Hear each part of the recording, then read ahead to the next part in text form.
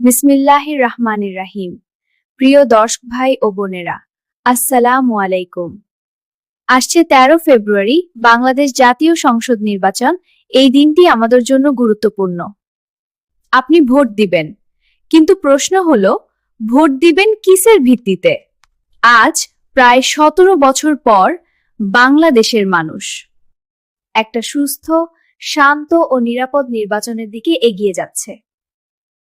এটা শুধু একটা দিনের ঘটনা নয়, এটা আমাদের ভবিষ্যতের সাথে গভীরভাবে জড়িত। এই নির্বাচন আমাদের সমাজ, দেশ ও মানুষের জীবনের উপর আগামী 5 বছরের বড় প্রভাব ফেলবে। তাই আমাদের প্রত্যেকের জন্য এই সময়টা খুবই গুরুত্বপূর্ণ। তাই আমাদের উচিত ভেবে দেখা আগামী 5 বছরের জন্য আমরা কাকে দায়িত্ব দিতে যাচ্ছি এই বিষয়টি নিয়ে।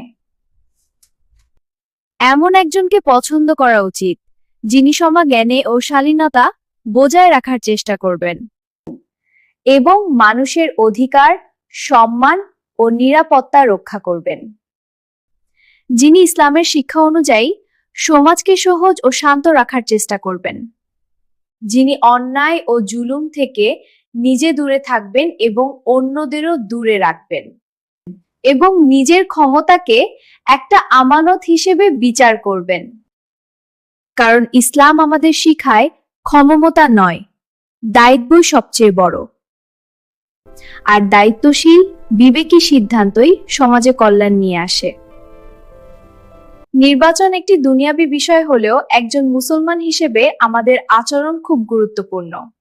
আজকের এই ভিডিওতে আমরা কোনো দল বা ব্যক্তি নিয়ে কথা বলবো না, শুধু ইসলামের নির্দেশ নিয়ে চিন্তা করব।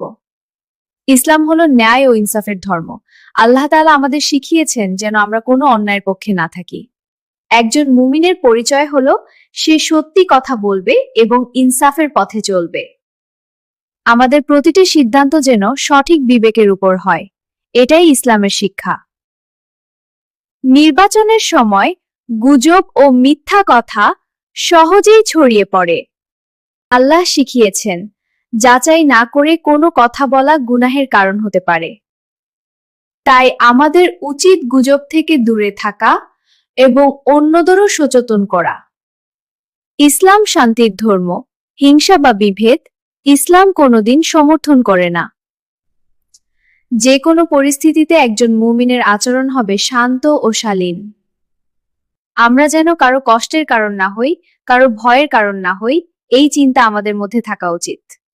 আসুন আমরা সবাই মিলে দোয়া করি, আল্লাহ যেন আমাদের দেশকে শান্তি ও হিফাজত দান করেন।